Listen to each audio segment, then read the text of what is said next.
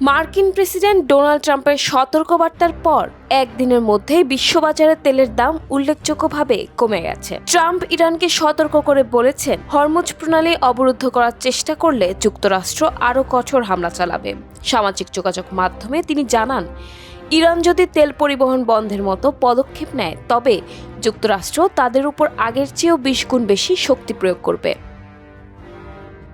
এই সতর্কবার্তার পর মঙ্গলবার সকালে এশিয়ার বাজারে তেলের দাম দ্রুত কমতে শুরু করে। ব্রেন্ট ক্রুডের দাম প্রায় 10% কমে ব্যারেল প্রতি $88.92 নেমে আসে। একই সময়ে নাইমেক্স লাইট সুইট ক্রুডের দামও 10% বেশি কমে $85.08 দাঁড়ায়।